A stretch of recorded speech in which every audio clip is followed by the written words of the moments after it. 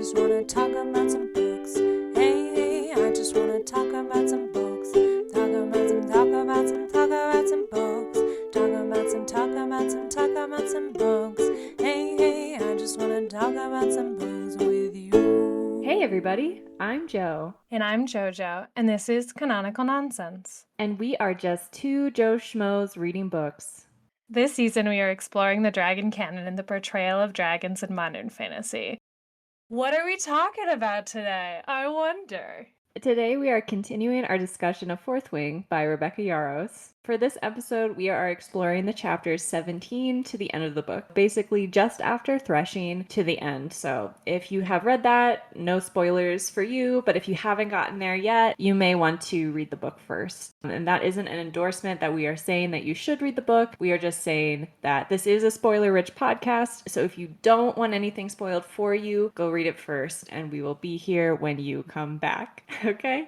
So I just want to say that we acknowledge that we aren't the target audience for this book, and we generally don't read romance or romantasy. And because of this, we have more of a critical view of this book because we're viewing it from a different lens. We don't have as much of an understanding of romance and romantasy as a genre, so we're viewing it from our, lens of fantasy and our lens of this dragon canon. And if you read this book and you really, really liked it, that's great, and we are genuinely happy for you, and we think that is great as well. We all have different values and interests as readers, and it is absolutely all right if they don't align with us, and we are not judging you for that, even as we judge this book. So please, if you really did like this book, take that into consideration. We are not judging you. I try to treat each book as an individual piece of literature that exists sort of outside of genre, but then borrow things from genre conventions, and that's like fine or whatever. So I'm not trying to read it from like necessarily a fantasy lens or a romantasy lens. I'm trying to read it as a book. And I think part of that, maybe sometimes I like rub against things that are like a little tropey or like specifically trying to exist within a genre if I find that it hurts the telling of a good story. Basically, I didn't like this book, and I don't think that if you liked this book that you are bad or anything is wrong with you. I just don't think you like the same things as me, and that's fine. If I sound a little echoey today, I apologize for that. I just moved to a different apartment, so not all of my stuff is unpacked, and the walls are more echoey because the room is more empty. I hope that next time we record, that isn't going to be the case, so bear with my audio today. Thank you. We have a few trigger warnings. One is explicit sexual content, but it is consensual. There is also character death. It's a war. All right. Are we ready? Guys, I'm gonna be so salty about this book. You have to understand, I have had a really, really hard couple of months. I've had a really hard couple of weeks. We were supposed to record earlier, and then I got so sick I couldn't talk. We were supposed to record yesterday, and then my dog had to go to the hospital. We were supposed to record last week, and I had to move suddenly. Hence the echoes. It's been crazy these last few weeks. I do think that has really calcified me a little bit on this book because I already did not like it, and then in times of stress you want to curl up with a good book, and all I had was this. So I am just gonna be extra spicy today. My dog woke me up 5 times in the middle of the night because he's been having tummy troubles, and on the 4th one I was like, maybe it's okay if he dies, Oh my God. maybe we all have to die someday. So that's where I'm at right now. Okay, I need you to lighten up a little bit for this. I'm so tired. So, we return to the plot. Last episode, we talked about the plot through Threshing. We're picking up the plot after Threshing, which, if you didn't read the book and you don't remember, Threshing is when the dragons pick their riders. We now have a completely new pecking order of students, and we come into the scene when they're at breakfast. Everyone is nice to Violet for the first time because she has a big dragon. So her mother being the general of the army doesn't matter, but her having the big dragon does. They tell us that it does matter once they leave the army college, but until then it doesn't. Whatever. It doesn't make any sense. At breakfast, Imogen tells Violet that she's going to help her build up her muscle groups to protect her joints on the advice of Xaden.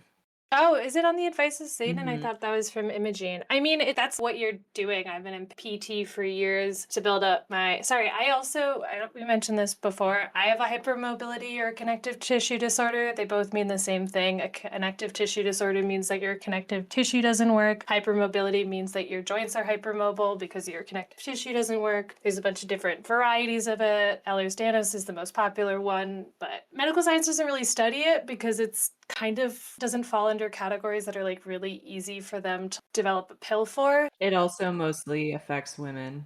Yeah, fun. I basically have the same disorder that Violet does, and I literally went to PT today to like help strengthen my stabilizer muscles so that I can use my bigger muscles to protect my joints. I don't dislocate like she does, so that's the biggest thing. But yeah, anyway, I'll probably be popping in throughout with like a, hey, person with hypermobility disorder here. Here's what it's like, and whether or not it's an accurate representation or not. Yeah. This also conversation she has with Imogen is an example, this is a trope that exists, of an able-bodied person discovering the solution for a person with a disability. And it's, it's harmful and it's inaccurate. Usually people with a disability are the ones to find solutions to their specific needs. This is really common in media with deaf people and sign language. Like an able hearing person is the one that develops sign language for a deaf person, which doesn't make any sense. And, this would be different if Imogen had a family member with the same disease, or she herself had that disease, or maybe her parent is a doctor and she's like, oh, I remember them diagnosing someone with this disease and giving them this advice. But just the fact that like a 17-year-old boy figures out this is what she needs by like staring at her hard for like 8 months, or I don't actually, I think it's like 3 months. It falls into this trope and it's a little frustrating. I just assumed, because it's sort of basic common knowledge, this is sort of what you do if you know anything about hypermobility, that, they kind of sussed it out of the air. People are also mean to Jack because his dragon's small. Violet then gets turned on by Zayden peeling an apple. Yeah, there's a lot of stuff about knives in here, and I found it very weird. It kind of reminded me of people who are a little too into the Ren Fair. And then the more I read it, the more I and thought about it, the more I was like, is this like feet for people? Are they just really turned on by knives? And I'm just confused by It's the danger. maybe, I guess. It just seems like this book is like so horny for knives. That's why there's so many knives in this book. And it doesn't make any sense. And I can't figure out another reason why there's so many knives in this book other than for kink reasons. I don't know. It's stupid that someone gets turned on by another person minding their own business, peeling an apple, but I'm gonna just move on. They have their first writing lesson, and Violet falls off pretty much constantly because she's so small and weak, but she won't accept Taryn's accommodation. So Taryn has this magical ability where he can use part of his like magic to kind of stick her to him, but she's like, no, you can't because then you won't be at your full power. What that means in a battle sense, I'm not actually sure. Like, can they use magic as a weapon? Like, can the dragons use magic as a weapon? Does it affect their fire breathing ability? I don't know. And it is not explained. It's also undermined by the fact that we know that Terran is the biggest, strongest, most specialist boy dragon. He's just so much bigger and stronger than everyone else, and we hear about it all the time. So him being like 5% or 20% less powerful doesn't really seem like a debuff, since he's also the best. Yeah. Can we talk about how they have a weird special hump on their back that like a human can sit on? That's so weird. It's just they're like, oh yeah, the person hump. And that's also super uncomfortable. Why create a weird fake hump on the back of a dragon if it also sucks? So in Aragon, there's a spot on the dragon's back that doesn't have their little back spikes. And there's a scene in Aragon where Aragon's like looking at it and he's like, ah, that's where you sit. And Brom's like, very good. You are such an inquisitive and precocious child that you figured that out. So I don't know if she's pulling from Aragon for that, but they still wear saddles in Aragon. They don't just go bareback riding these dragons. And when Aragon does have to bareback ride Saphira, he rips his legs apart because of how sharp and hard her scales are. He like chafes his legs so badly that he loses all the skin on the insides of his thighs, which makes a lot of sense. And here it doesn't seem to be an issue. They wear flight leathers, but they don't really describe what that looks like further than that. So, yeah, I don't know. I was gonna say in Aragon, it's one of the better scenes when he has to ride bareback. There's like a lot of drama and tension, and you really feel like how dangerous riding a dragon is. And in this one, it's like. Yeah, well, in Violet's defense, Taryn has bad pedagogy. This is another example of bad pedagogy. He does these extremely advanced aerial maneuvers that are way more advanced than the actual flying instructor is doing that he's having the dragons follow him on. And it's knocking her off. You don't start a beginner student out at level 10, you start at level 1. And I will forgive this because he is a dragon. I think she would fall off either way, though. To be fair, everybody in this book has bad at pedagogy. They seem to teach fighting by just letting people smack each other. Yeah. Dane finds her later and tells her that kissing her was a mistake because of chain of command. And she's both disappointed in Dane and relieved that she doesn't have to tell him that she didn't feel the spark. My question here is that if he can read her mind when he touches her, wouldn't he have felt her disappointment when he was actively kissing her? Jane becomes a flimsier and flimsier character as the book goes along. Yeah. She then exercises with Imogen. She then goes to the library because her new job is returning the professor's books. This was actually one of my jobs in undergrad. I had to do that. I think about that a lot, actually. She sees her friend Jacinia, who is the one that translated this book into modern English, and then asks her for a book on fables that she can't find, which is the book of fables that her sister told her, like, take that out of your bag before she came, that her father gave her. Her friend's like, I don't know, we don't have that record, and since we're the Library of Congress, we have every book ever made in the Empire, so it must not exist. I was just gonna say, it was like, oh, they're bringing up venons and worms again. Foreshadowing alert. It feels like the author is being like, pay attention to this. I don't have any clues to give you any reason why it's important, but you must. And you're like, all right. It would be so much better if Jasenia was like, yeah, here, and gave her some books. And then we had a little research montage and she did some research. And then we learned a little bit about the venom. And it would all be like reading like mythology. So she'd be like, you don't read a Greek myth and think, this happened. You read a Greek myth and you're like, really interesting allegory. Or it would be cool if, since we know, spoilers for later in the podcast where we talk about what happens in the book, that the Venons are part of what the Empire is lying about, if there was some sort of misinformation that then they would get and be like, this isn't like what I remember reading. But now they're just like, oh, something to pay attention to that they can't find it. Cool. Yeah, they can't find it. So the thing we've already foreshadowed, pay attention. Yeah, she then goes to lunch and learns that Sawyer has manifested his signet, which is metal bending.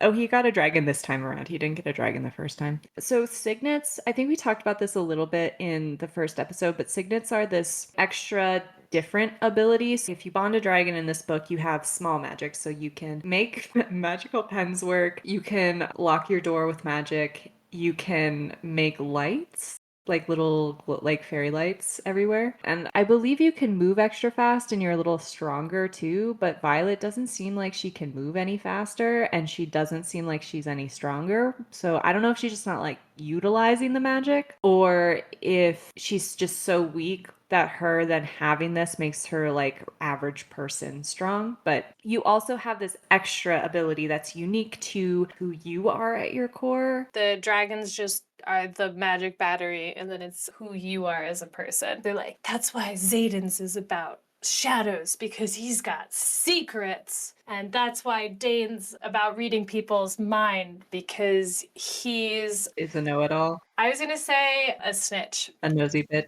What's the word I'm looking for when someone's a cop? I'm trying to think about it. A narc? Yes, because Dane is a narc. That's why he can read minds. So it's a mutant ability that you receive. Think X-Men. Everyone's is unique and different. So yeah, Zayden's is shadow. Sawyer's is metal bending. We have some that are apparently more common than others. So that professor who can make projections, it seems like his is completely unique. And then there's the mending ability where you can put things back together. And that seems like it's really rare, though there are multiple people that they talk about in the book who have that ability, which makes it seem like it's actually not rare. It's just really powerful. The book talks about like certain powers being more rare and special than others, but it doesn't actually explain the system well enough that you get a sense that that's actually true or not, which just makes it kind of confusing. If you're going to have a magic system like this, you really have to explain it a little bit more than what this book does. We needed a scene of Violet being in a stressful situation and being like, all right, firebending, super normal. Shadow bending, not. Water bending, everybody does that. Something like that, where she just tells us which ones are rare and which ones aren't.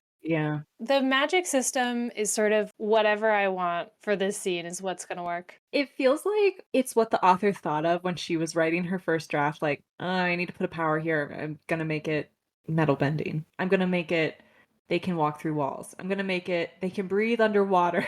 There's one person in a later scene where you find out her signet is that she can break down wards. That's her signet power, which is the lamest signet power in the world. Like, why would that ever be useful? And it seems like because Imogen's like helping her with this because they're trying to break down a ward in front of a door. And if Imogen can already like help with that, that's not actually a power. She really got a raw deal with that one. Yeah, words are going down basically all the time in this book, nonstop dropping. Yeah. Not cool. But basically, if your signet doesn't manifest in time, you explode. Sorry. No, it's so dumb. And the second they said that, I was like, oh my God, Violet's signet power is not going to develop until the end. And we're going to like spend a fifth of the book worrying if she's going to explode, even though she's totally not going to explode. And there's like a really cool way that she could have maybe learned to use the magic, but really just like at some moment, she's just going to use it to Deus Ex Machina herself out of a situation. You ever get tired when somebody introduces a new thing and you're just like, oh, I already know how this is going to end, and it's just going to be like a bunch of pages of them worrying about something that's not going to matter. Wouldn't it have been funny if she did explode? Oh my God. There's so many times where I was like, it would be great if this book could allow this girl to fail, but that's not how it works. Okay. They go to flight practice, and we learn that one of the unbonded was able to bond a dragon whose first rider died at the last flight practice. So there's some hope for the unbonded people. After flight practice, Dane yells at Violet again for falling off her dragon because, again, we need to know for sure that he is no longer a love interest. Yeah, it's just so dumb. Yeah. She yells at him and stomps away and into a courtyard where a boy starts reading people's minds out loud, and he gets his neck snapped by the signet professor. And this is something that is established earlier in the book. If your signet power is what's called an intrinsic, which it means that you have the ability to read minds, you're killed. And the reason that Dane hasn't been murdered yet is because he can only read minds when he's actively touching you, or it might even be specifically touching your face, is what it seems to be. Dane can only do a Vulcan mind meld. That's so dumb. Yeah, he has to. Do you think that's where she got it from? Do you think that's how he's touching her face? Yes. It's like the two fingers and the thumb? Every time I imagine him touching her face, because I think it's so weird, I imagine it in the funniest way possible. Just like limp fingers brushing against her forehead or cheek stuff. I never imagine that he's just cupping her jaw. Because either way, even if he's just cupping her jaw, it's so weird. There's no not weird way to just constantly be taking a friend's face. Everyone listening at home, go find a friend, start touching their face. Find if there's a normal way to do it and get back to us. It must be that he has to touch their face because it would be so much more normal for him to like touch a shoulder, you know? Or a hand. Or hands. Maybe he has to touch bare skin, but he could still touch a hand. Or an elbow. He was massaging her back in an earlier scene, but he still then touches her face. So, anyway, that guy dies.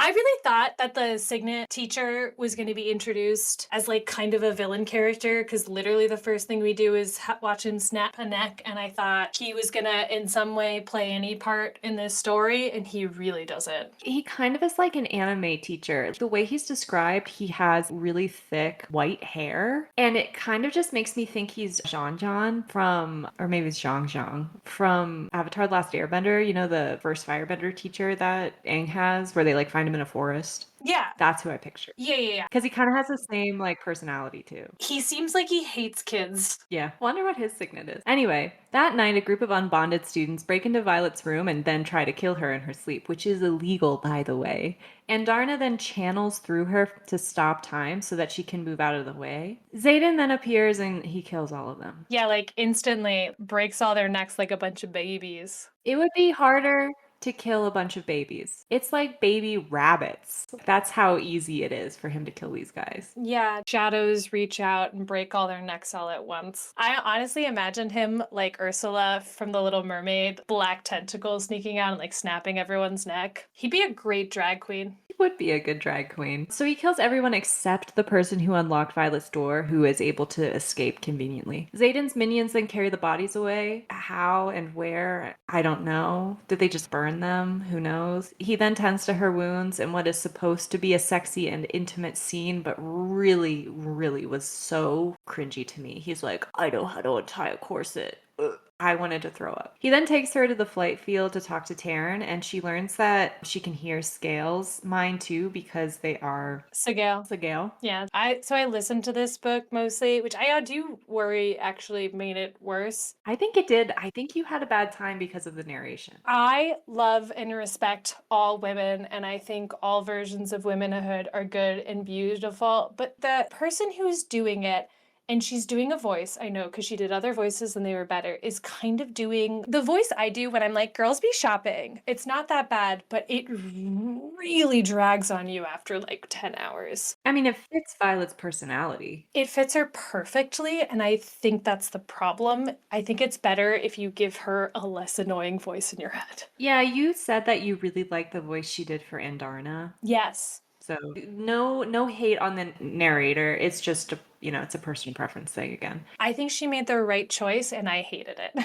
She learns that she can hear Sigale too because of the bond. And Indarna tells her that baby dragons can gift their humans their whole powers, unlike adult dragons, but she's really sleepy from it. And this is when Violet realizes that Indarna is a baby because she is literally the dumbest person. I cannot believe how long it took her to realize that Indarna is a baby. They're bonded. She should have realized that immediately after the bond snapped into place. She should have been able to sense that. This is another thing that like went over my head, but mostly because they don't explain the dragons at all, that I just assumed that this was a different breed of dragons. There's so little information for you to be able to be like, that's different, other than them being like, this is a different dragon. I thought it was just like, this one's real special and shiny. Yeah, but you aren't bonded to the dragon and can hear all their little thoughts and feel their feelings. Yeah, so you're right. Yeah, Xaden is shocked that Indarna can stop time as a power, and he talks about how rare it is, but like again, what is a rare power and what isn't? We don't really know. Xaden is also so fucking edgelord in this scene, and it's so annoying. I could not stand it. It was driving me crazy.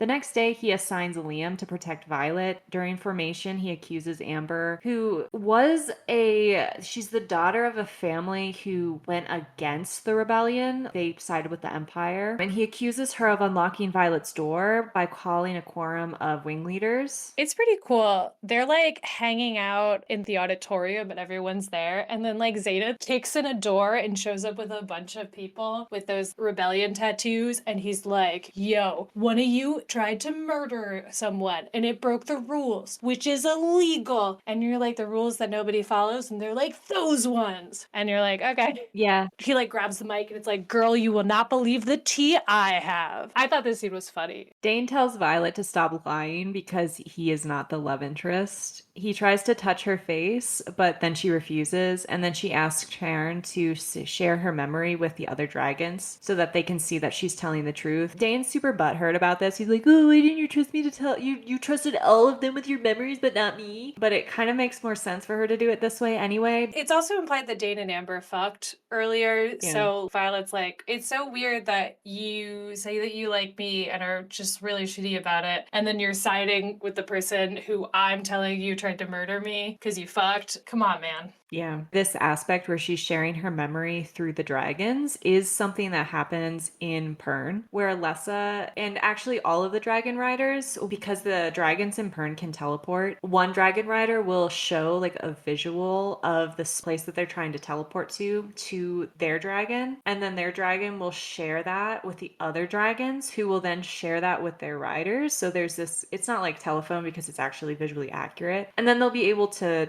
all teleport to that same location.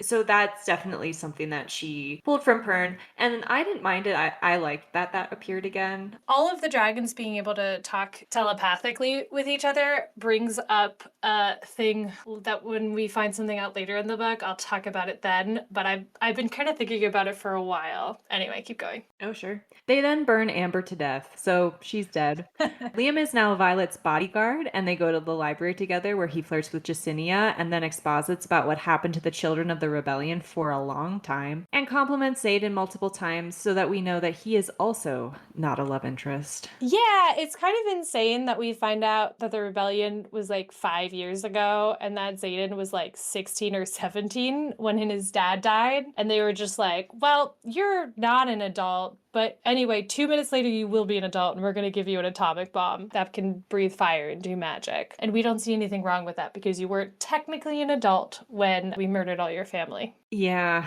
you would think that they'd want them to be cannon fodder, like they'd force them into the ground army. Yeah, they implied that they thought the dragons would kill them, but they also established that there's an entire branch of the military where people just get basically like fed into the wood chipper, like the regular army, the ground forces. So it makes absolutely no sense that they made them go there instead of here.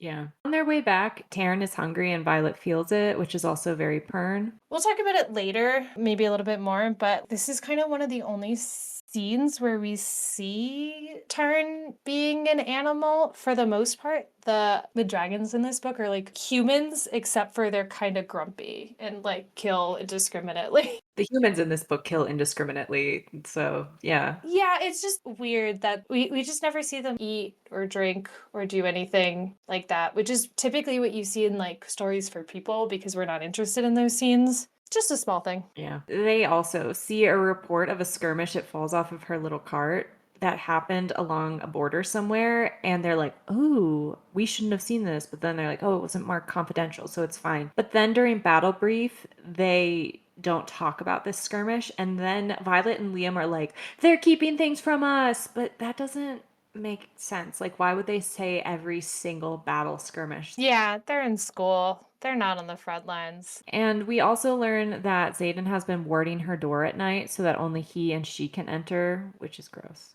And then they make a bunch of sex jokes. Their squad spars with each other. Violet ogles Xaden, who's fighting without a shirt, and she's like, "Ooh, he has scars," because he can't only have that giant rebellion relic scar and also his dragon's tattoo scar. He has to also have scars.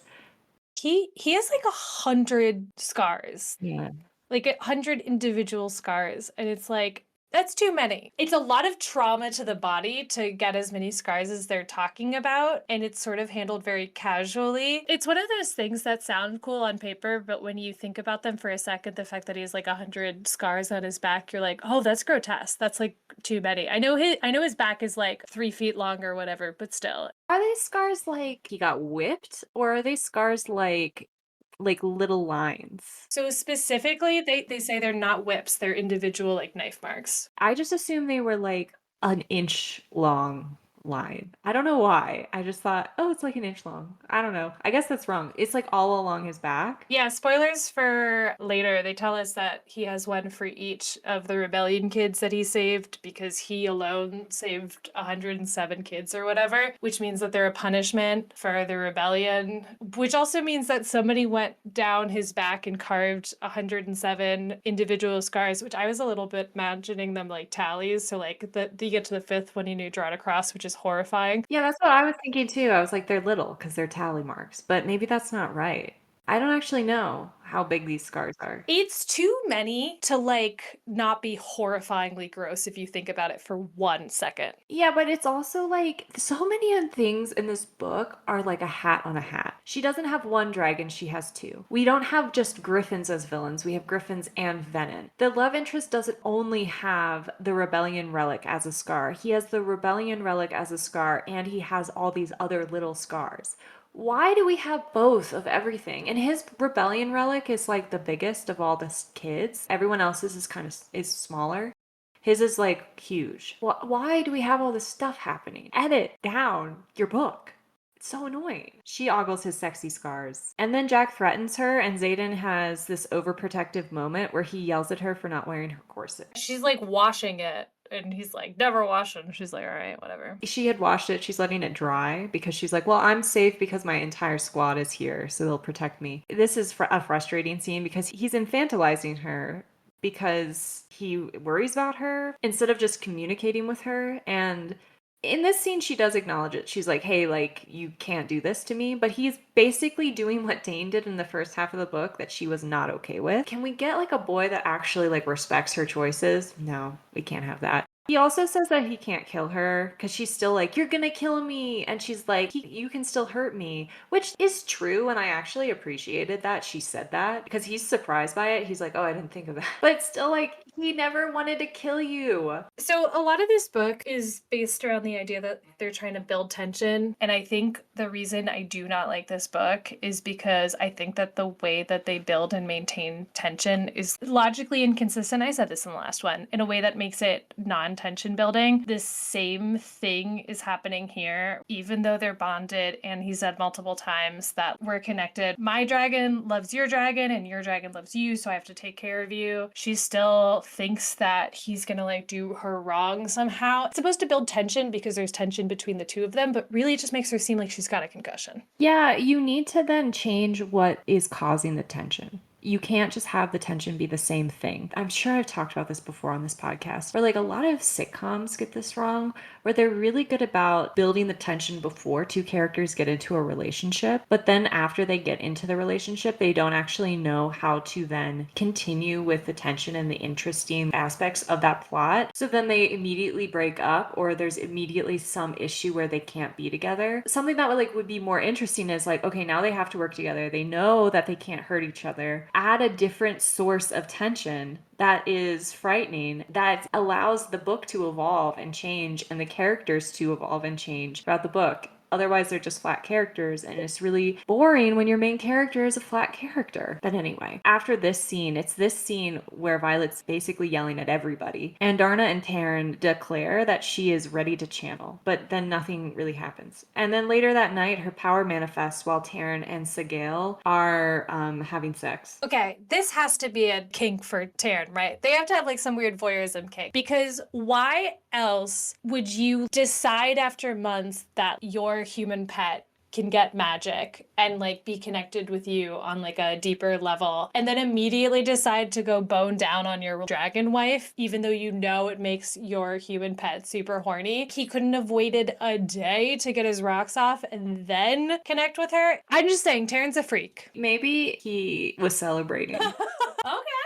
I also wonder, like, is Andarna connected in the same way? Like, can she also feel when Taryn is boning down? Yeah. Because of the bone. That's creepy. She's a kid. Can she feel her adopted father fucking her adoptive mother? That's crazy. Dragons are weird. There's a lot of, if you think about something in a book for a minute, you go, oh, and this is another one of those. You could get around this and make it not as weird if you made the dragons more animal-like. In Pern, that's explained that the dragons really only live in the moment. And when they are aroused, they're aroused. And then when they're not aroused, it's like, I've never been aroused in my life. You know, like when they're hungry, they're hungry. When they're not hungry, they don't think about when they will be hungry again. They're very much in the moment because they are animals. But this book doesn't treat the dragons that way. So it gets more confusing. But Violet is completely consumed by lust. She's in her room alone with the door closed. She's consumed by lust, which is no different from what she is 90% of this book, but even more so in this scene. And she doesn't think, maybe it's time to flick the bean. She instead is like, let me leave my room. Why would you do that? She then like opens her door. Liam is standing there because, you know, he's her bodyguard. She almost jumps on him, but then she leaves and she finds Xaden smoking fantasy weed in a courtyard. Xaden then coaches her through closing her mind to her dragon and they hook up, but he breaks away and is like, no, it's not right because we're both under the influence of our dragons.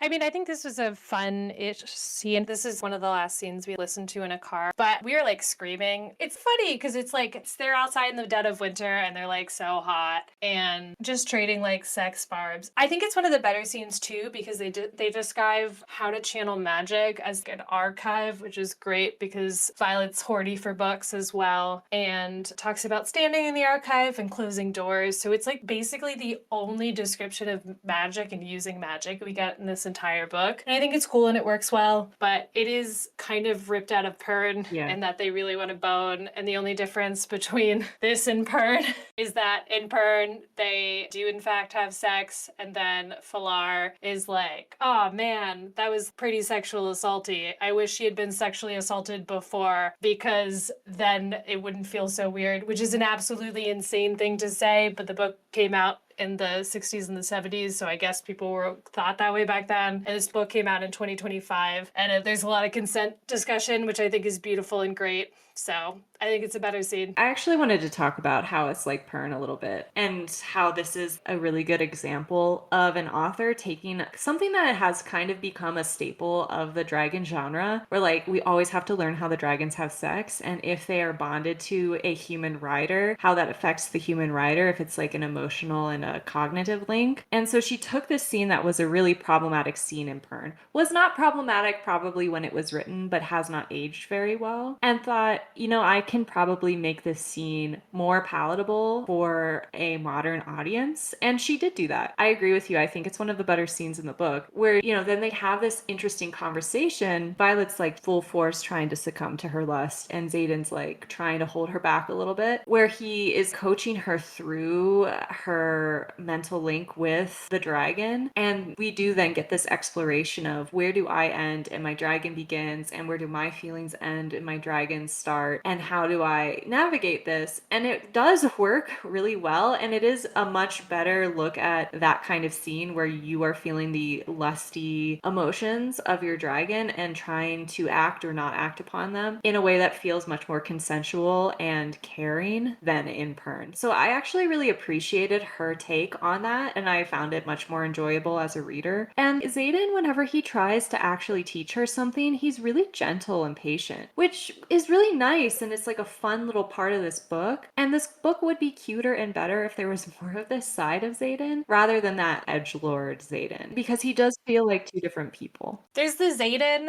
that is always correct, but in a kind of gentle way. And the always correct thing kind of annoys me because it kind of, you feel the heavy hand of the author a little bit with him, but it's just so much better than fantasy protagonist Xaden, who's like more based off of those darker love interests, who doesn't ever say anything that makes any sense and is like hides from Violet and is like kind of mean and bitchy. And you kind of get one based on what the scene needs to be. Like if we're trying to move the plot along, you get the first Xaden, but if we're like trying to stop the plot so we can build tension, you get the second Xaden. And I just like first Xaden so much more. They're building character and they're building a relationship in these scenes. And part of my issue with this book is it's relying so much on tropes in order for them to feel close enough for them to have a physical relationship, instead of actually building their relationship as two characters in a book. And this scene allows them to build character. You understand so much more about Xaden from this one scene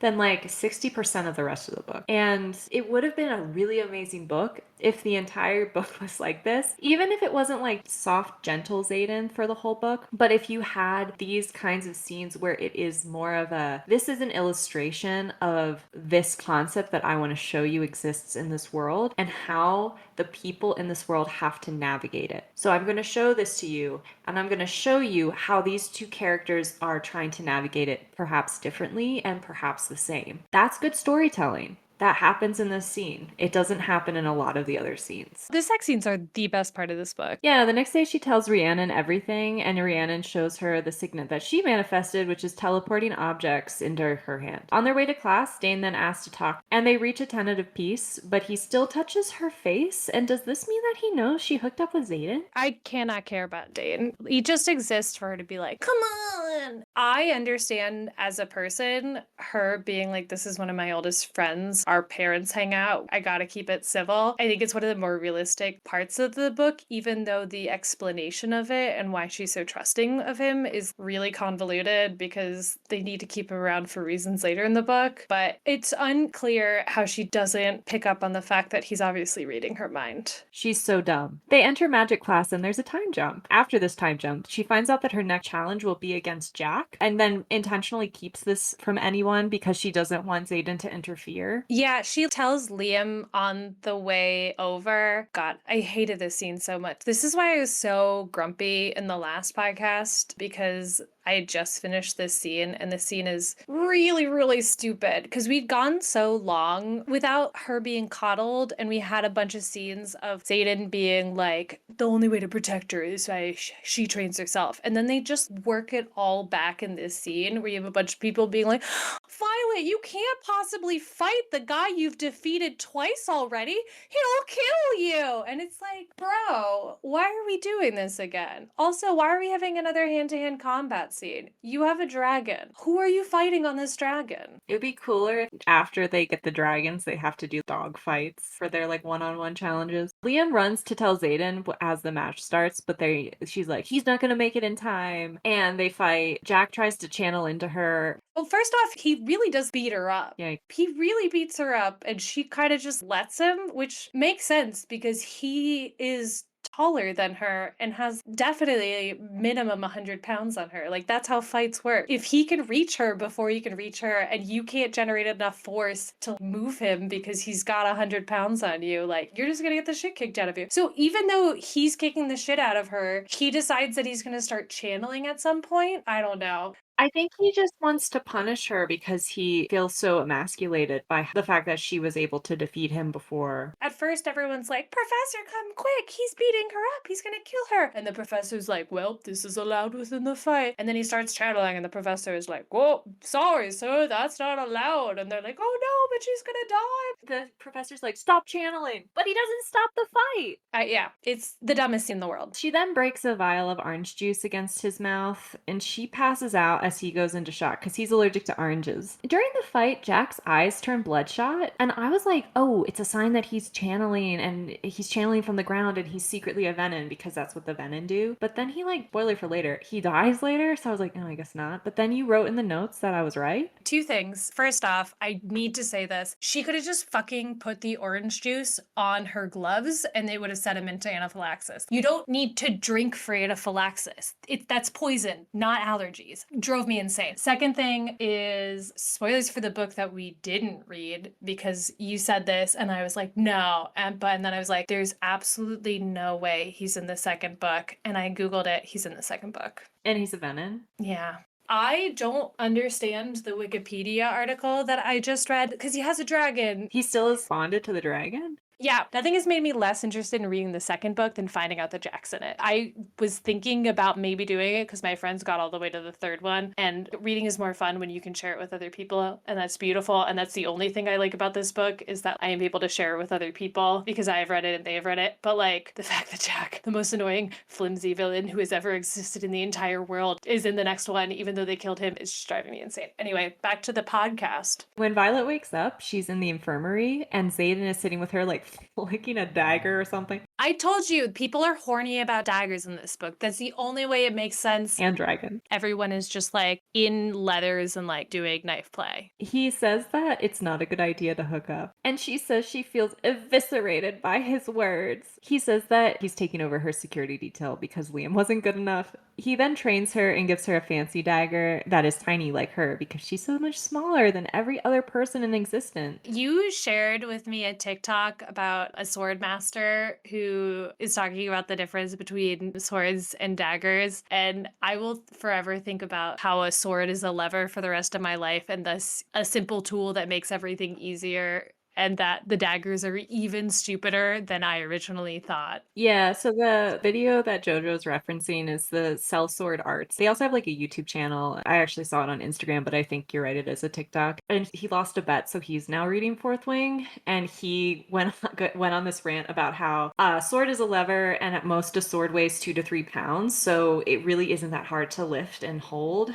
And because it's a lever, it creates a ton of force, even if you're not very strong when you are wielding it. And then he talks about how, and this is true, and a lot of sword masters around the world from different sword fighting traditions talk about this, the reach of your arm and the length of your sword matters in a fight. And you can defeat a much more skilled combatant just because your sword is longer and your reach is longer. So bringing daggers and using daggers in a sword fight is a terrible idea. Always. Because you have to get so much closer to the person in order to hit them, and they can hit you from so much farther away, which is true. And it's something that like drove us both crazy through this entire book. Yeah, so Xaden and Violet fight, and it's sexy, I guess. The book thinks it is. If you thought it was sexy, please just let me know. Leave us a comment. I think it's beautiful if you found it sexy. Yeah. I just want to know if this is for someone or if I'm going insane. It's so okay if it's for you and not for me. I think that's great. I think there are so many beautiful things that can turn people on, and I wish you to find whatever it is as long as it doesn't hurt anyone, or if it does hurt them, they wish to be heard in a consensual way. I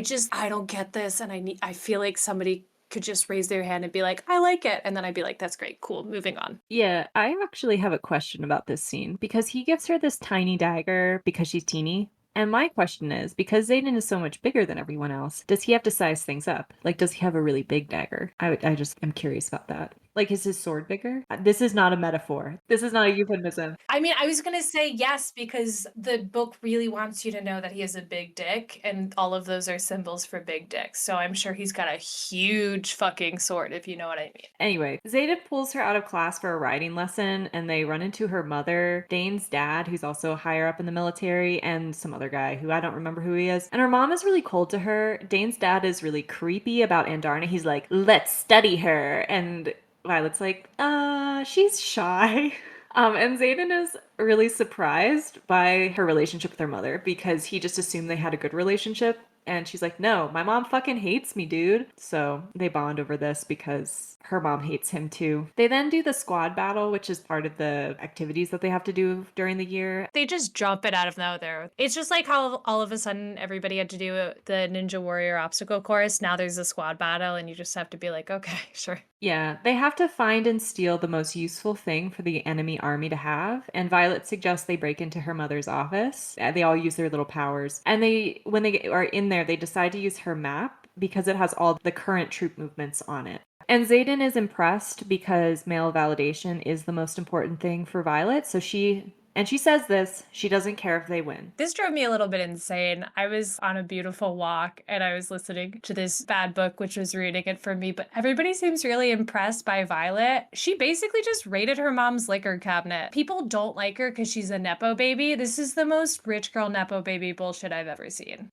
It's so stupid. It's so dumb. It's also like she has been in her mom's office multiple times. The book starts with her in her mom's office. And she's like, I don't know what we'll find in there. We'll figure it out when we get there. You'd think she'd be like, map, my mom's office. It has all the troop movements on it. I know exactly where it is. You know, we can drill through the wall for it or something. But she doesn't even have the idea we should get the map until they're in the office and they're like looking around. They do win though. The prize is that they get to go to an active duty outpost. And this is actually an outpost that's close to Rhiannon's family. And Mira, her sister, is also stationed there. I missed this when I was listening to it, that the whole reason they have this dumb scene when they sneak into their mom is just so they can reintroduce Mira. Yeah, everyone has a teary reunion. Mira helps them sneak to see Rhiannon's family, and Violet reunites with Mira. When they return from seeing Rhiannon's family, Xaden is waiting for them because we learn that their dragons can only be apart for 3 days. It's kind of implied, or at least joked about, that maybe the dragons can be apart for more than 3 days, but Xaden can't be apart from her for more than 3 days. It's a scene, you know? It's a reason for him to be there for some reason. Yeah, I mean, the part of it that bothered me about this scene was that she can feel her dragon's emotions and thoughts, but she is extremely shocked and surprised that Xaden is there. You would think that she would be like, oh, Taryn is really getting antsy, like he's really feeling a lot of anxiety.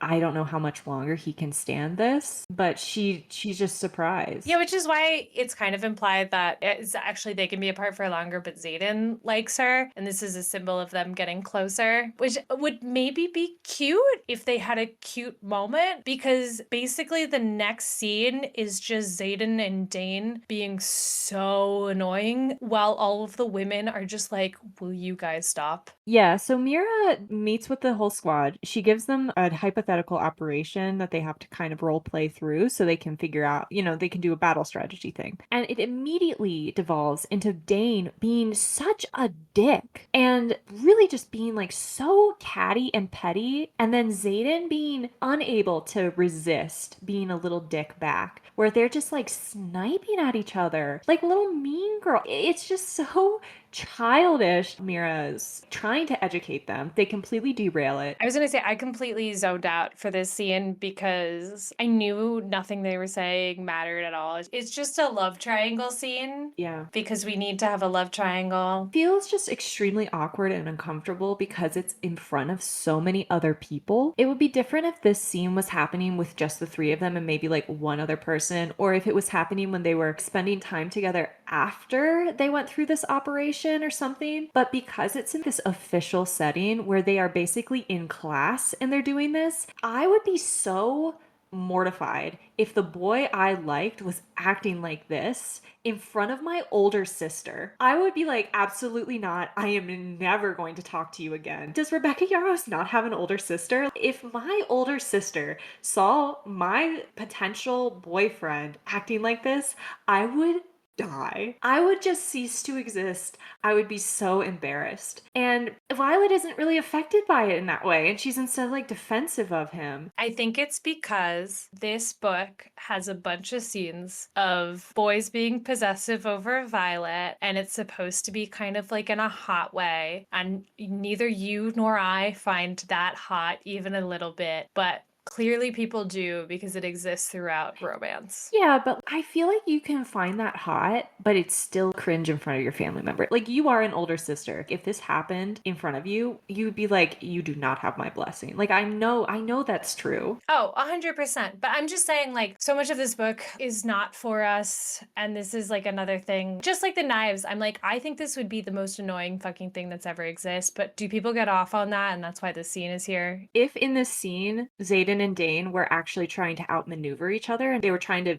out-tactic each other in the hypothetical that Mira was putting forth, where they were arguing about strategy and they were saying actually intelligent things and contradicting each other with intelligent things, that would actually work. And it would be like, wow, like they're doing like a dick measuring contest, but they're showing how smart they are. But instead, Xaden like puts his arm around Violet to piss Dane off. It's like stuff like that, which is disappointing. Isn't this also the scene where Xaden's like, by the way, I can talk in your head? Yes. And kind of starts annoying her with it. Yes. We find out in this scene that Xaden can use his bond with Sigale, whose bond with Tayern is connected to Violet, so they can all talk to each other. And this kind of made me wonder if everyone can talk to each other through their dragons, because we know that Tayern can send an image to all of the dragons so all the dragon riders can see it. Can everyone just like talk to each other, but like the dragons are like, I'm not fucking connecting them? Switchboard operator. Yeah, here's the thing. I don't think that's possible because I just think this is Rebecca Yarros really wanted the power of everyone at once being like, oh, Amber did try to kill her, and didn't think about what that actually means for the larger storytelling universe. Like, I also think that it doesn't really make sense that Xaden and Violet can talk in their minds, but I think it's a huge trope in romance, be able to talk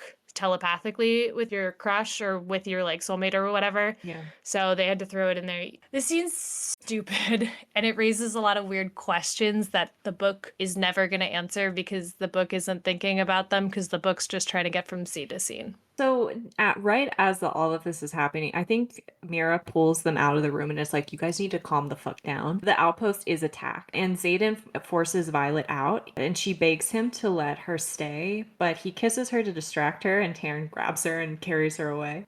He's like, arms up, T-pose, and then Tayern grabs her. Yeah, he kind of yeets her. It's very funny.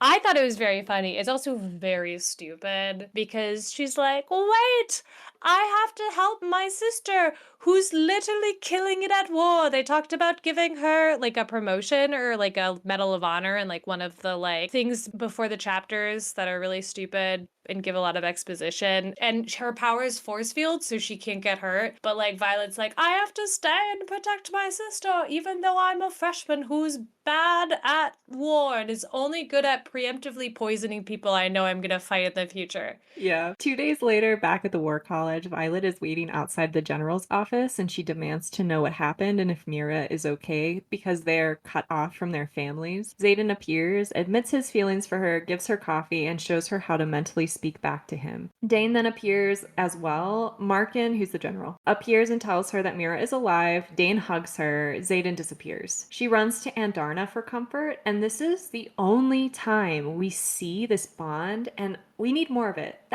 It was like a paragraph, but it was so meaningful where she's so overwhelmed, she's so upset, she's so relieved, and she's like the only person or the only thing that this is who I need right now. And she runs to the flight field and Andarna is waiting for her and they just hold each other. And it's wonderful. Yeah, it kind of also gets at dragon bonds are supposed to be the most important bonds. That's a very common dragon rider trope. And like they even say it in here, but they just really don't actually put that on the page because Xaden is the most important person to her, because romantic love is the most important love. Yeah, Violet starts asking Xaden questions about himself, and he's a real dork about it, but not in a cute way. Yeah, she's like, "What's your favorite food and how did you get all those scars?" And like those are the two questions she asked to get to know him. And I was like, "Girl, ask him a third question. What does he want to do after he graduates? Does he like animals? What does he read? What's your favorite subject?" It's just like, "What do you want to eat and where'd you get those fucking scars that you're really sensitive about?" It's so not how you get to know a human being. No, and it's such a shortcut because they could have had them get to know each other naturally through narrative and through plot and scenes. We could learn all this stuff about Xaden through narrative structure and through plot and through scenes of them together, but instead we have her playing 20 questions with him in his brain. It's just lazy storytelling. It also doesn't let us know anything because she asks one question and then she asks the most personal question she can ask and he shuts down. I would have loved a coffee date scene. They need tiny bit more about him so we could get a better feeling for who he is other than a hot guy, you know? Wouldn't it have been so cute and endearing if they're at some kind of formal function and this is before he really starts to show who he is around her and she still thinks that he's extremely dangerous and serious all the time, and maybe they have some kind of strange interaction and then he picks up a piece of chocolate cake and she watches him eat it and she sees how much he's savoring it. She's like, oh, he really likes that, you know? It would illustrate so much more about his character than her saying, what's your favorite food? And him saying, chocolate cake. What if they were at like a formal event and then like somebody breaks out some music and he's like, oh, he actually really likes to dance or he actually really likes music? What if he had any personality whatsoever? If that was a scene, it could be like, oh, he dances like he fights. He's so graceful, you know? And it could still be super sexy. They prepare for the war games and are given their assignment to capture an egg while also defending a flag. When Violet gets to the flight field, she sees that Taryn is saddled and she gets really defensive about this and says that if she uses it, everyone will think she's weak. But everyone already knows that she's weak because she can't stay on her dragon. Xaden then tells her that he designed it with Taryn. So he somehow either paid for the saddle to be made or made it himself. I would have loved Xaden to be super into leatherworking just to bring back the last thing we talked about 4 seconds ago. What if Xaden was super into leatherworking and design and fashion like Adolin to some degree? I mean, Adolin's not a leatherworker, but that would have been cool if Xaden had a second thing that isn't wing leader, army dude. We actually see him doing like more leatherworking. The saddle isn't just leather, the front of it's all metal. So you could also have a cool blacksmithing scene where he's doing the tink, tink, tink, and then you could have that. That would be cool. The two of them flirt in their brains. Dane walks up and Xaden makes the joke. He's like, oh, I probably really shouldn't kiss you right now, which is actually pretty funny. I laughed at that. Yeah. It's very funny to introduce a saddle into this book. And we've talked about this a bunch of times. Every other dragon book has a saddle. It's a huge part of the genre. We talked about it earlier with Aragon having it. It's so weird that it's so separate. It's like a mobility aid or something, or like a disability aid that she has to have a saddle, even though it's so common in dragon fiction. Also, one thing about the saddle that I love is that absolutely no design work goes into it on page, so you never see it, but it's perfect for her. And then Also, the saddle requires absolutely no upkeep because Tarn can just take it on and off, which is dumb. But I kind of appreciate that they just introduce a saddle and then they're like, we're not going to have any other scenes of you doing anything with the saddle because I don't want to write them. And I'm like, sure, whatever. I don't want to see you saddling and unsaddling your dragon 40 times. Let's just move this plot along. It was so weird, and so much of like the logic of the saddle is just about being convenient for storytelling. So the writer doesn't have to write any scenes around it. And I thought that was dumb, but honestly, I was okay with it because I don't need to see everything on page. If it's not relevant to like character development or plot development, I don't need to see it. But it's just so funny how obvious this whole saddle was like, we don't want to talk about it, we don't want to do it, but it exists. So let's move on, you know? Yeah, this is also another example of that trope where an able-bodied person figures out a problem for a person with a disability. And what I really was expecting when I read it, so often when someone with a disability is able to like figure out an accommodation for themselves, it's something that's used by a greater population, not just people with that disability. So a really obvious example of this is sidewalks. The reason that we have sidewalks is because of people with mobility issues. Otherwise, sidewalks would not be as commonplace as they are. So, it's something that people with disabilities advocated for, fought for, and were able to create that is extremely helpful to a broader population. And this is something that just exists for so many things that we don't even think about from day to day. And I was expecting other people to start adopting the saddle because they're like, oh, it's more comfortable, or like, oh, I can store things on it, I can strap things to it, like extra weaponry and blah, blah, blah, rations or whatever. But that didn't actually come up again. So I don't know. I was like hopeful and then it didn't happen. And Darna also wants to participate in the war games, and Violet's like, go roll in the mud. You're too shiny. Which was cute. I like that. And then Darna's like, okay. And she goes and rolls in the mud. It's one of those scenes where you establish something in the book that could possibly be an issue, and then somebody comes up with a creative solution to solve it.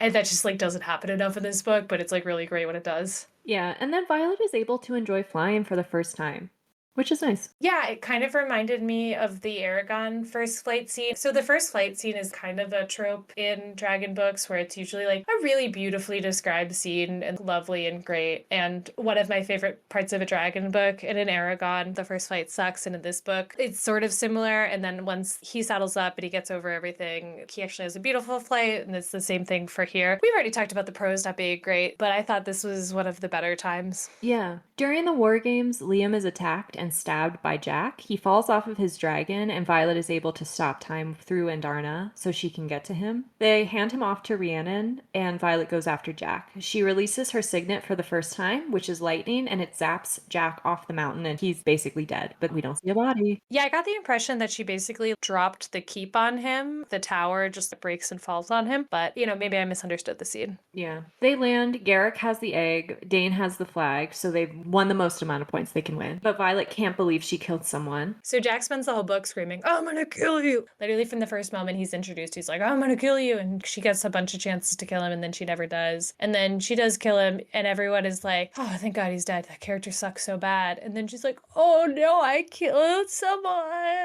And it's just like, oh my God. It's okay to kill people who try to kill you. Stand your ground. Look, I personally don't think murder is right, but like Jack's just such a dumb character, and I as a person don't want to hear him talk anymore. So I feel really glad when he's gone. Jack also is responsible for the death of multiple people, and it would have been more interesting if Violet was feeling this weird conflicted feeling because she had the chance to kill him at the very beginning of the book. So if she had killed him, multiple people would still be alive, and she could still be thinking like, well, now I've killed him anyway. I should have done it earlier because these 10 people whose names I'm trying to remember wouldn't be dead. That would have been more interesting, but through her inaction, so many people were killed. Yeah, and then we get this dumb scene where Dane comes over and is like, poor baby, you don't have to kill anyone. And you're like, what? You're in a war college. And then Xaden comes over and is like, hey, we're in a war college. Don't baby her. And Dane's like,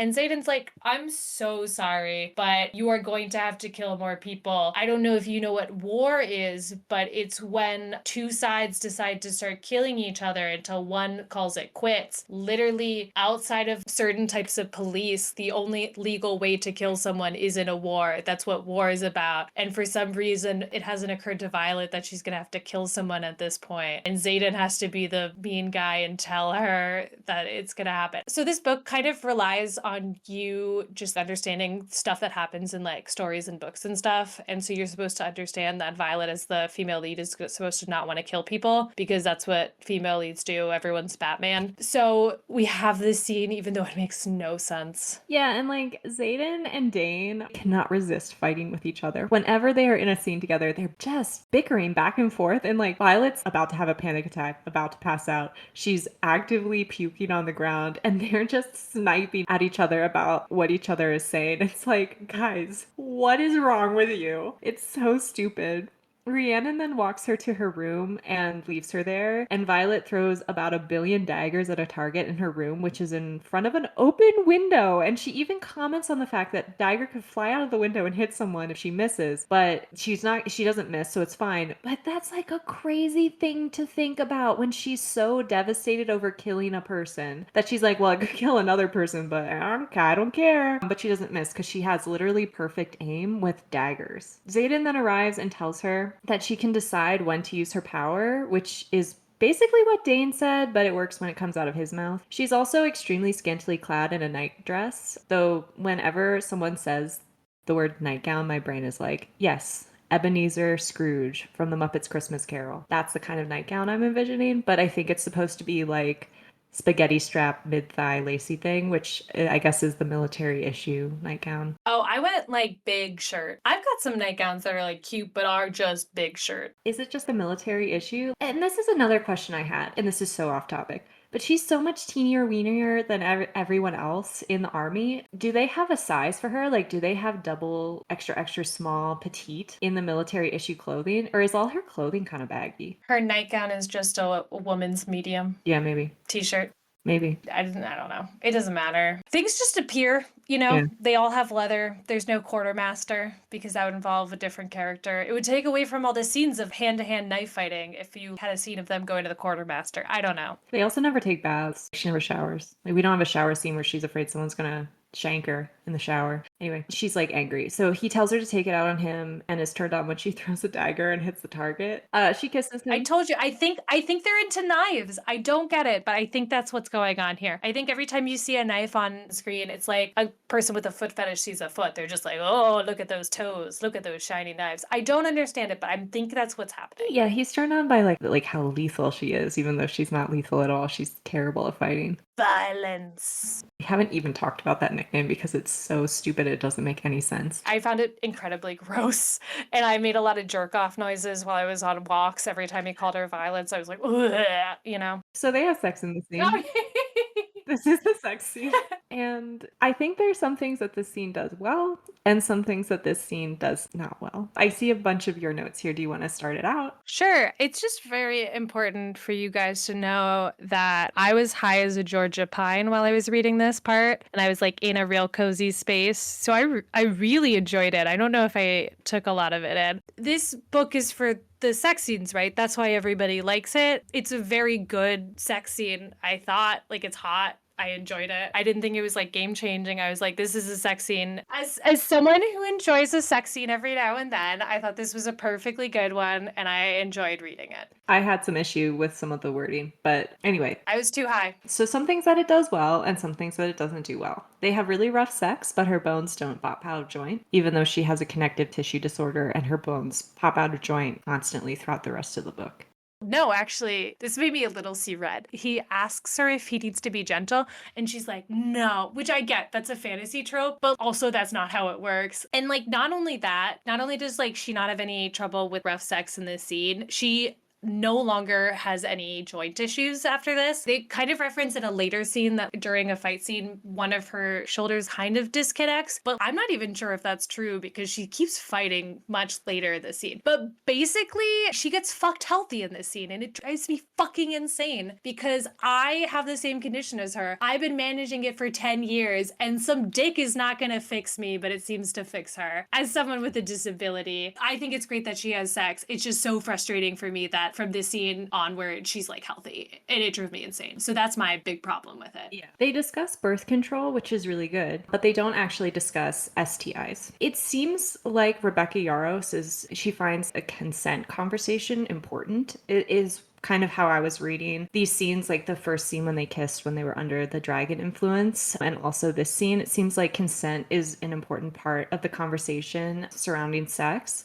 And I think that's really great. The reason I had a little bit of an issue with them not talking about STIs is because when an author is trying to kind of model some realism in that conversation surrounding consent and they have that discussion of birth control, in my opinion, they need to go the whole way, because if they don't actually do it realistically, it's actually modeling bad behavior where they can make it completely unrealistic. They don't have to have this conversation at all. The reader will accept it as, yeah, this is unrealistic, or they can model realism. And in this book, every single person, regardless of what kind of sexual organs they have, has to take birth control. They all are taking birth control. They're all on contraceptives, which Violet mentions for the first time in conversation with Xaden while they're preparing to have sex, which this should have been mentioned, when she first talks about how everyone's having sex all the time. I would have loved a scene of Riddick showing up at breakfast with 2 birth control potions and being like, I got a big date tonight. Gotta make sure my swimmers aren't swimming. Great scene. Yeah, that would have been cute. Would have been hilarious. Yeah, it would have been funny. So it's actually less important, because this is established, that they have a conversation about contraceptives, and more important that they have a conversation about STIs, which are sexually transmitted infections.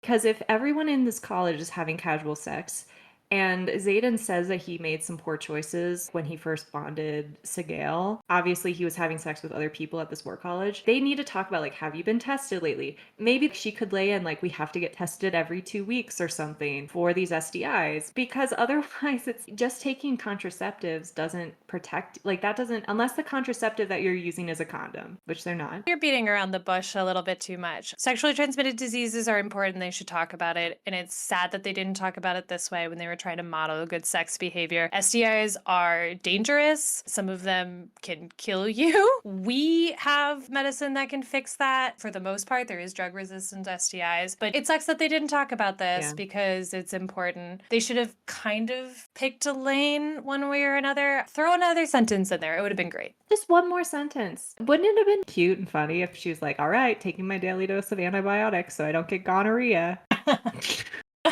Just like chronic pain isn't sexy, STIs aren't sexy, so they're not on screen. Harder to have a conversation about it during a sex scene. But, it's important. They could all be on PrEP. They could all have to take the Gardasil vaccine when they enter into the college. Listeners at home, have safe sex, and that doesn't mean just being on birth control. It means more than just using contraceptives. And it's okay to have, and you should have that conversation with your sexual partners. It shouldn't be stigmatized. Have that conversation with your sexual partners. It's important, and it will make you healthier and closer in the long run. All right.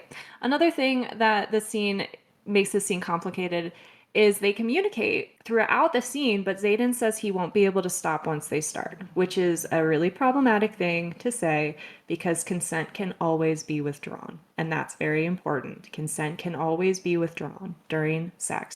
I actually took this as a little bit different, which is... It's gross. Yeah, but to me, I thought it was weird that they were putting penetrative sex on a pedestal. They've made out before. At this point, Violet has got off. Have they had just oral sex? No, he eats her out in the second sex scene. Okay. At this point, they have had sex. They just haven't had penetrative sex yet. And they're trying to make it seem like that is the end all and be all of it. Everything up until now was just foreplay, but this is the real sex. And once that happens, things are going to be different and will never be the same again. I just found that was kind of annoying. You're already fucking. I was a little annoyed by it because it made it seem like penetrative sex is real sex, and like everything up that they've been doing is building up to that. And there's all of this stuff about managing tension in this book, and it's kind of weird in this sex scene too, because even though they're fucking, there's this still tension that's keeping them separate, and they're like, once we cross this barrier, there's no coming back. I won't be able to stop. That's what they're saying, or that's how I interpreted it in the scene. And I just got really frustrated because there's all of this weird tension that they have building up, that even though they're coming together. They're still very separate. And once they have penetrative sex, they'll like finally cross this threshold and be together in this world way. And I just thought it was putting penetrative sex on a pedestal when other things still count as sex and other things can build intimacy and release tension, take you to a new level that isn't this. I liked this sex scene a lot. I just thought it was weird that like, even though they were having sex, they were still sort of not being intimate with each other until they reached this one moment. And that's sort of when they reach their true intimacy. And this is part of it. Yeah, I agree with that. Another thing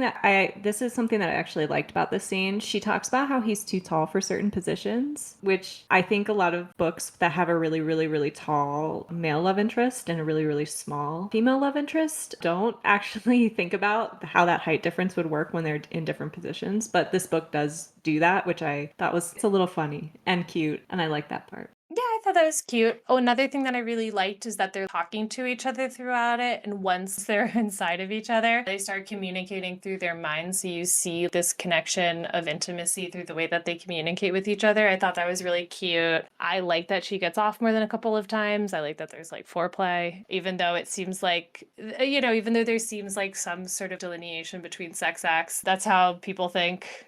I think it's just because I'm not straight. As a queer woman, I'm like, you can still have sex if it's not penetrative sex. That's what I'm coming from. You can have intimacy and you can have a release of tension that doesn't have to literally be the release of tension. Yeah. So they destroy all the furniture in her room except the bed because their powers are going crazy while they're having sex because they orgasm the best that anyone's ever orgasmed. Some of it seems like they pressed up against a boudoir and it exploded. That IKEA furniture. Yeah, it doesn't seem like they're thrusting that hard, so I don't understand how that's happening. It's just really confusing. There's a connection between her lighting powers and her inability to like control her emotions. She uses them when she's so mad and also when she's coming so hard. So she's just coming and lightning's shooting out everywhere because she's losing control. Hiding the scene because it has to be at 11 because it goes up to 11.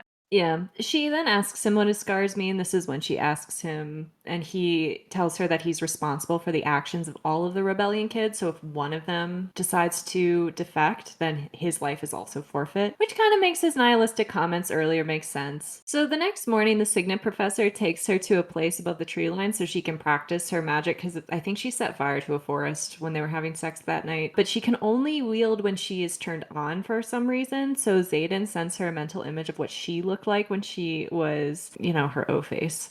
And that's really gross and cringe, but it works and she can do it. Once again, this is another thing that's not for me, but it seems like they get off on some sort of public whatever. Yeah. And him sending her photos of them having sex while her professor is right there. It's not just photos of them having sex, it's his perspective looking at her face when she's coming. Sure, I wouldn't find it hot, but whatever. She can't aim at all, which doesn't make sense because her dagger throwing is perfect. But the book never addresses this, nor does she think about it. Xaden comes to her room to help her clean up all the broken furniture and broken glass. A note from her father falls out of her book of fables, which somehow comes back to... Oh, I think her sister gives it to her. So her sister gives her the book of fables when they meet up, and then she drops it and breaks it in half. The spine cracks and there's a note stuck in the spine. Oh, because they were fucking so hard. I forgot that they fucked out a clue. Yeah, but it's so cryptic that it's basically useless. Xaden then indicates that he wants to continue having sex, but Violet refuses because she says that he has to be okay with her having feelings for him. Yeah, it's kind of stupid because Violet's like, you love me, we love each other, so we should be in a relationship. She doesn't really say a relationship, but she's like, you should admit that you love me. And he's like, no, I can't for reasons. And you're just like, ugh. And it's just an example of what you said before, where all of the momentum in this book is about the tensions of them not being able to come together, like in every romance trope. And this is just another reason why they can't be together. And I really thought this was going to bother me, but they literally get together in the next scene. Yeah. So it's like, there's not even enough time to be annoyed by it. There's a time skip and a montage in which Violet and Xaden tempt each other inside their minds. Then there's the military ball for the reunification day, which is when the rebellion was put down. And I think this is when all of their parents were killed and all the rebellion kids aren't having a great time. They're all getting weird looks. They're throwing a party because they murdered all their parents and all the kids are sad about it. They're like forced to be there. At least Xaden is forced to be there. It's the darkest thing I think that the army does in this book, other than like looking the other way when kids kill each other, forcing all of these kids to be at the 5-year anniversary of all of their parents getting murdered and like throwing a fun ball for it. Yeah. Violet then goes to look for Xaden. He's sitting on the parapet. He gets kind of edgelordy. Here it makes sense. She coaxes him off the parapet and tells him that she doesn't have the strength to stay away from him anymore, like Edward Cullen from Twilight. It's a whole scene where he's got to be like, it's not safe. And she's like, I don't care if it's not safe. I want to be with you. And I was kind of okay with it because it moves the story along, even if it's real stupid and cliche, because this is when the book starts moving forward at like a pretty good clip. And I was just so happy that it was moving forward at all. They go to his room. She's kind of caring for him. She's carefully taking off his clothes. She tells him she loves him. She tells him to go to sleep because tomorrow it'll like be the next day and it will no longer be the anniversary, which was sweet. He does not return her sentiment of love. They then have sex multiple times. She breaks the window when she comes, and they're still having sex when Garrett comes and interrupts them to tell them that there's been an attack and all units need to be in formation. It's actually kind of a funny scene where she's riding him and Garrett's like, hey, Xaden. And Xaden's like, not now. And he's like, I'm so sorry, but like we're under attack. And then they're like, no, where's our clothes? Yeah. But it's a drill, which is insane. And they're all fine because I would be pissed. Well, they already had sex like 6 times, so. Yeah, let's one more orgasm. They are told that it's the start of another set of war games and that they will be sent to different parts of the country for their maneuvers. Xaden moves Violet into his squad. Dane is salty about this, but he lets her go. And I was really wondering, like, they're running around, they're getting their packs together. And I was like, does Violet still have Xaden's cum in her cooch during this whole thing? Like, is she, like, dripping? I have to say, absolutely everyone in this entire war college has to be just covered in cum because basically it's implied that everybody was fucking when the sirens come off. Liam leaves somebody else's room, and I'm pretty sure Riddick also does. It's a really weird scene, especially because so they're like all congregating together and Riddick's there being like, yeah, I was having a great time last night. And then Rihanna is like, wait, are you wearing Xaden's jacket? Because she's wearing his flight jacket, like a varsity jacket, because it's like way too big on her, but like in a sexy way. Yeah. And she's like, oh, me, the girl who smells like cum wearing a boy's jacket? That couldn't be what you think it is. It was just a weirdly high school scene. So they fly away. They stop at a lake to water their dragons. Xaden and Violet sneak away to, diddle each other. And this is when a pair of griffin riders appear and are like, hey. And Xaden's like, hey, you're early. And Violet's like, I've been betrayed. Yep, that's basically what it is. It's such a weird scene where they're just hanging out in a field and then Xaden and Violet sneak off to talk about how protective they are of each other. This is also what I texted you and I was like, do you think they only talk about how protective they are or how horny they are? Because they literally have nothing in common. The only thing she knows about him is that he likes chocolate cake, So it's already a weird scene. And then Griffin riders stroll in and they're like, fancy meeting you here, Xaden. And Xaden's like, you're early. And then Violet does the shocked Pikachu voice. And then everybody shows up and she realizes that it's all rebellion tattooed people, even though they established earlier in the book you can't have more than 3 of them together because that was earlier in the book. And I think we've all supposed to have forgotten about that at this point.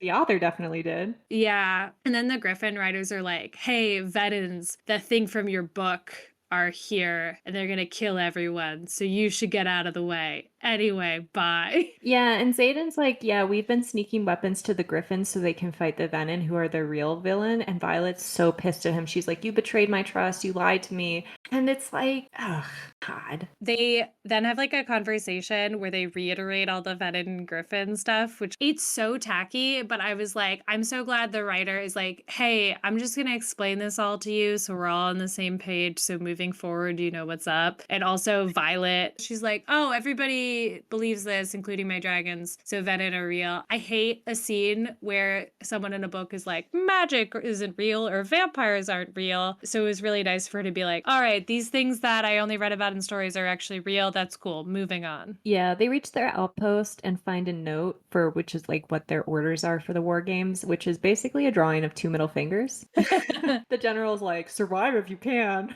That's like all it says. Or it's like either turn tail and run back to the protections of the wards like a good little piggy, or die living by your values. Yeah, Xaden asks Violet if Dane touched her face, and she realizes again that she has been betrayed! Because yes, Dane touched her face, and so he obviously betrayed her. It is then Xaden who tells her that she wouldn't know if he was reading her mind, and how does he know this? It makes me think that he and Dane were actually fucking this whole time secretly, because what other instance would Dane have to touch Xaden's face? When would he be able to touch Xaden's face? And this book would have been more interesting if they were, in my opinion.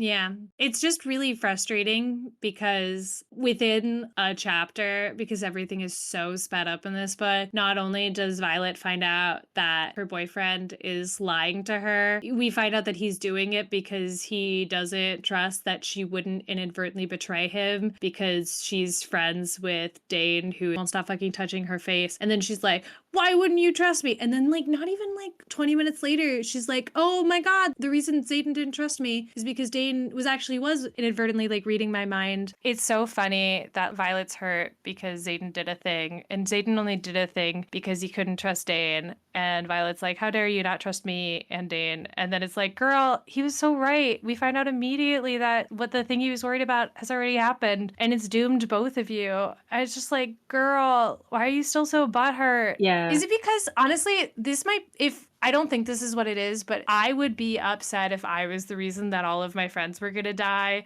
because I trusted someone, and I would absolutely misplace that rage onto someone else. And that's a non-emotionally mature way to respond to this situation. And I think that's totally valid. I don't think that's what's going on here. I think she truly in her heart believes that he betrayed her and that he has to win back her trust, even though that's not at all what happened, but whatever. She's also not nearly as mad at her dragons as she is at Xaden, even though her dragons also lied to her. Yeah. So there's a town nearby, and they realize that the Venom are going to destroy the town. So they have to try to protect the town from the Venom. So they hand out these magic daggers, which are the only thing that can kill the Venom, which is important because now we find out why they've been doing all of this hand-to-hand dagger content. It's for the end so they can like stab these venoms. I just like couldn't figure out why they didn't make one big sword, which would be easier to kill the venom, or better yet, a couple of tipped arrows. I guess because distance weapons don't exist in this book. It's important to know that they have magical daggers. It's also very stupid. I think that it would have been great if they all had magic arrows or really long spears, or like, you know, in jousts, they have those lances. They could have had lances that are tipped with it. Anything else would have made sense other than the tiniest. I guess they're throwing daggers, which are different from regular daggers. The book doesn't seem to know that that's the case. But they also say not to throw them because they have like 4. Oh, yeah, they do say that. It does make sense.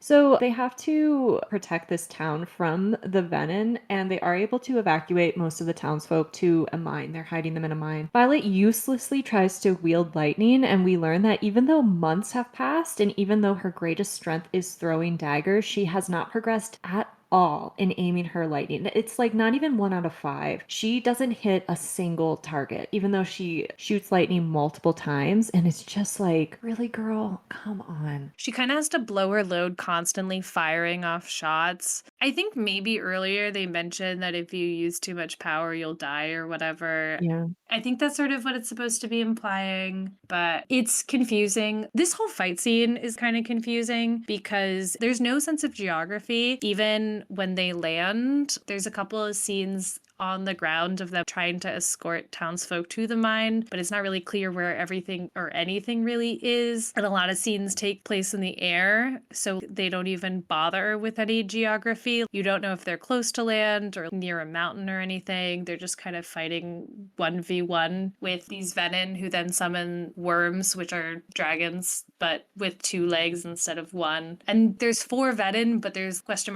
mark number of worms. I thought fight to fight it was was actually like pretty good as someone who like really cares about fight scenes, but you had no idea when the fight was really going to end or who was winning because you didn't have a better sense of the map. In The Summer Dragon, and I feel like even Aragon does this to a certain extent, it's done so well in The Summer Dragon, where the dragons are using this mountain landscape to fight. So they're catching wind currents to go up the mountain. They're using their knowledge of the mountain landscape to turn at the last second because they understand the air formations, and the other dragons aren't able to turn in time, so they're smashing against the mountain. They're able to use the space to their advantage. It would have been cool if this book did something like that as well. They have a pretty long fight. Liam is able to take out a venin. Another rider she's on the ground with her dragon, and the venin starts channeling from the ground, so she gets sucked dry to like a husk and dies with her dragon. Liam blocks a wyvern that's going after Violet, and he dies because his dragon is killed. So then he follows his dragon, and he dies. It's a somewhat sweet scene where like he wants to die with his dragon and Violet is trying to help him get to the dragon, but she's too weak. So like Xaden comes over and they both watch him die like he's their child. I don't know. Their relationship with him is really weird. It is weird. I think it's a really good scene. I was a little bit bummed because Liam is the only character that the author spends any time giving a personality to. Yeah. We did spend a lot of time complaining about how they don't kill anyone that we've seen for more than one scene. So I'll allow it. It's fine. We'll see more characters later.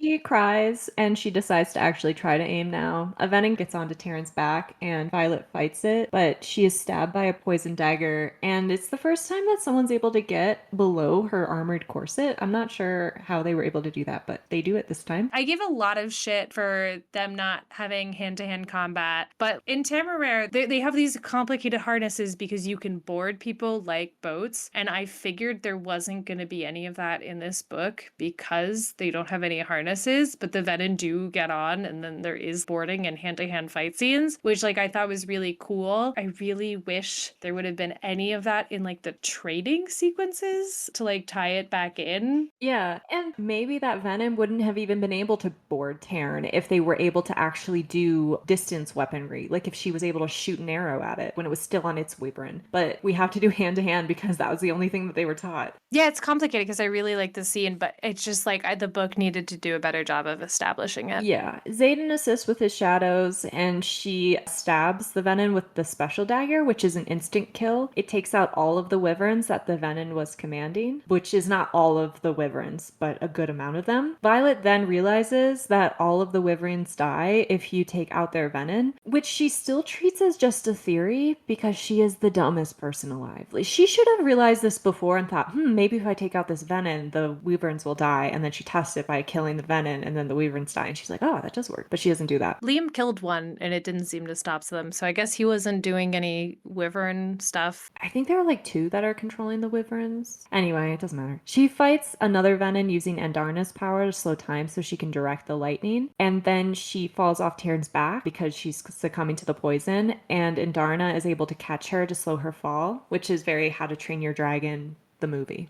Kind of the book too, actually, just in a different way. She hears them as she's falling in and out of consciousness. Oh, all the venin are dead. They saved the day. But she hears them discussing what to do to keep her alive. They take her somewhere. During this time, she's thinking how she's convinced Xaden doesn't actually care about her because she, again, is dumb. We then get a perspective shift, and it shifts into Xaden's perspective for the rest of the book, which is 2 chapters. I personally really dislike this when we get a perspective shift for the first time in the last few chapters of a book. I think it's really lazy storytelling, especially if the book is in first person. I don't mind it as an epilogue thing. Yeah. But this is fundamentally different than the book. This is an epilogue, but yeah, I think it's dumb. The scene is still centered around Violet. It's not like Xaden's off doing something else. Xaden then watches Violet wake up, and she kisses him because she doesn't remember, but then she remembers and is really angry. He thinks about how she loves him and how she's the only person to love him since his dad died, but that's not true. Liam loved him. Again, You said this before, romantic love is the most important kind of love in this book, but Liam literally died to protect Violet because of how much he loved Xaden. And that really made me angry that he discounted that so quickly. Also his dragon. That's true. He has a dragon. He also has multiple people who really admire and look up to him, which maybe isn't the right kind of love for him, but Liam definitely loved him as a friend. And like, we haven't talked about Bodhi at all in this podcast, but Bodhi is definitely his friend and loves him like a brother. Violet then looks out the window and she realizes that they are in the rebuilt city that was supposed to be destroyed during the uprising, which I guess they rebuilt in secret. And historically, this makes no sense. When people destroy a city, they either build over it, they plant a bunch of trees over it, they salt the ground so nothing can grow again, they flood it, they do something. They don't just leave it and hope no one thinks to settle there again, because cities are settled where they're settled for specific reasons. People don't just randomly settle cities. That made me angry. I was like, did no one check? Yeah, I was gonna be like, it's just over there. No one's like, I wonder what's going on over there. They're just like, well, we took care of that. There's no one who could ever possibly move in there. The thing about this whole book for me is once we realized that the rebellion was about protecting people from the venom, it kind of made me think that everyone here is border cops. You know, they're just like ICE agents trying to make sure people don't come in to the wards since the wards protect them from the venom. And that's what the fight is about, since the Dragon Riders don't know about the venom. I have no idea if this is true or not. I told a friend who'd read the future books and she's like, you have to read the books. And I was like, that's not how storytelling works. I should be able to know the stakes of the story while I'm reading it. And if they change, then that's important, but I should be able to understand what's happening while I go. But to me, it just seems like the army is a bunch of border cops who are trying to keep sick people away because they think that it'll also protect them from the venom. And like, if you have an empty city where refugees can sneak in, wouldn't you keep an eye on that? It's so stupid that they have an entire city that they don't know what happened to. It's so stupid. It is so stupid. Xaden makes a speech about how he is willing to spend his life winning back her trust, but she says she can't be with someone she doesn't trust, which shows that she wasn't really listening to what he was saying in the first place. But she agrees to help them. And then her brother, Brennan Lee Mulligan, walks in and welcomes her to the revolution. And that's how the book ends. Yep, Brennan Lee Mulligan walks in and is like, I was the one who healed you from the poisoning. So first of all, we want to talk about what we think this book did well. Because we've been so negative, and I want you to know that I don't think this book is absolutely useless. Yeah, I think there were some scenes with funny banter that I enjoyed and some silliness that I found fun. There was also no non-consensual sex, which is a really low bar, but this book was on top of it, and I do really appreciate that. Even though Violet thinks her life is in danger for the entire book, we never get the sense that she feels like she's in danger of being assaulted sexually, and I appreciated that. I appreciated that as a choice by the author, so thank you for that, Yarros. I thought the sex scenes were the best parts of this book. I thought they were hot and they were fun. I really like the scene where they're making out because their dragons are having sex. I think that was a really fun nod to Pern and to this really common aspect of dragon books, and I thought it was done pretty well. I also think that part of what this book does well is that it has brought so many people back into reading after experiencing a slump after college. I feel like I keep hearing this narrative where people were really avid readers, they really liked fantasy before they went to college, but during college they fell off of reading for pleasure, and then this book was able to bring them back into it, and now they are reading a lot again. And I think that's really important, and in fact more important than like what the book is even about in some ways, because it's re-sparking this joy of reading. And I think that's wonderful. I was just at the bookstore the other day, and there's this really sweet local bookstore where I live that has this huge fantasy sci-fi section, and I love standing there and listening to people's conversations because I'm so fucking nosy. And I heard these two women who are about my age, they were talking, and one pointed to Fourth Wing and said, "This is the book I want you to read."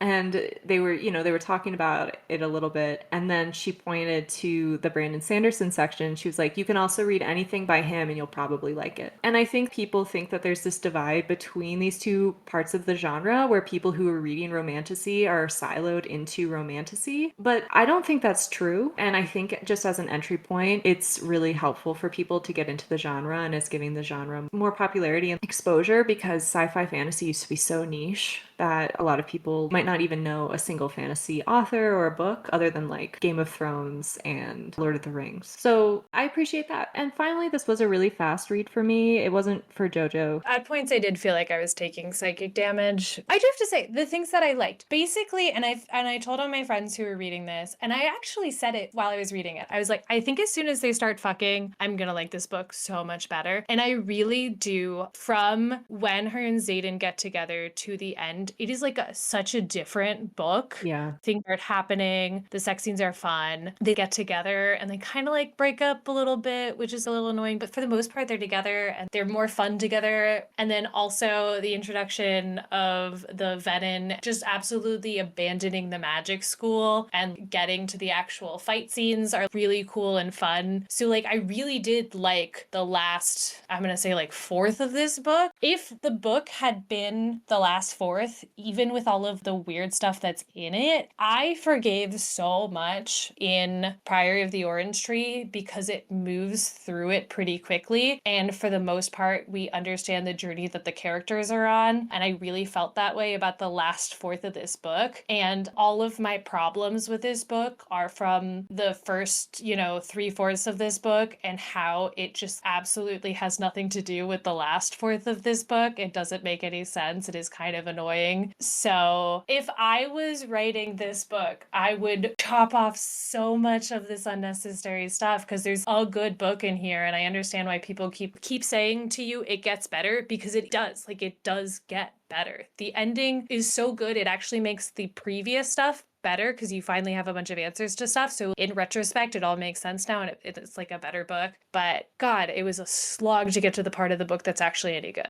One final thought on what I think the book does well. Although the author doesn't engage with any of this critically, she does have representation of multiple genders, sexualities, people of different races, and different disabilities in a world where most of this feels just completely normal. And this is just so rare in so many books, and fantasy especially, that it was kind of nice to just see this, just in the book, just there, not sensationalized. I think that some people have talked about the, tokenism in this book, but I think it was still an okay attempt at inclusion, and I do appreciate the attempt. Yeah, we live in America, if you're listening to this around the time that it's coming out, in kind of like a scary time for people with a real attack on DEIs and stuff. And it's really nice to just have a scene where they're like, that person's non-binary and that's fine. Would it be nice if there was a non-binary character that had a larger role in this? I would love that. But you know what? I think it's nice that she just took a little bit of time to make sure people felt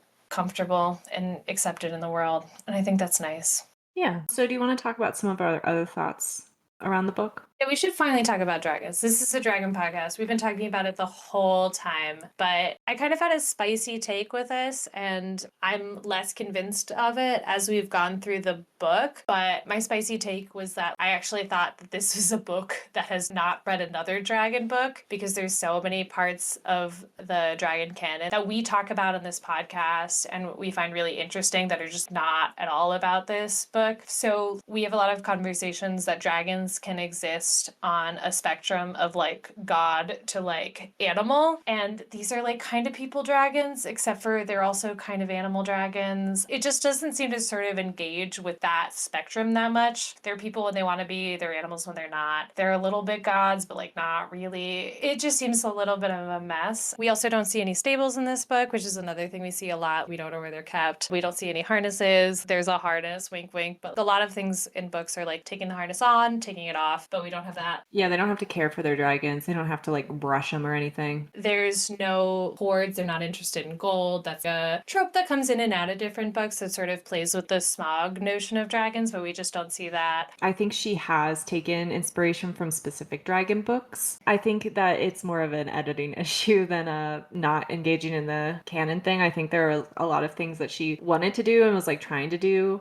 and then because of that, she didn't actually hone in and do any of them particularly well, but I think you should say what your sister said. I can't remember what my sister said, but it became very clear to me that Rebecca Yarros is not a horse girl. And I think to be a good dragon fighter, you kind of need to be a horse girl. I just think it's important. Yeah, I think that's true. I think the dragon girl, horse girl Venn diagram is a circle. And if you're not, I think you have to work a lot harder to create a dragon that feels real. Do you want to talk about the dragon bond? So I think we did a good job of talking about the tropes that we don't see in this book. Do you want to sort of talk about the tropes that we like do see in this book, and we can talk about the dragon bond that way? Sure. I mean, the dragon bond is one of the main tropes. So I don't necessarily think that this book does it as well as other books, because in other books, we get that extremely intimate connection that is expressed really well in a lot of sensory ways and emotionally. But we're told everything in this book instead of shown. So it's not, I don't need to, we've talked about that a lot, but it is a trope that through the bond, if one part of the bond dies, the other one will die. And sometimes it's different. So in Aragon, if the rider dies, the dragon dies, but if the dragon dies, the rider can live on. In Pern, the rider often dies when their dragon dies, but not always. And if the rider dies, the dragon enters the between, which is this kind of strange space that the dragons can enter and they're not sure where they go. So it's kind of like a death, but it's not quite. And this book also has a play on that where if the dragon dies, the person dies, but the dragon can outlive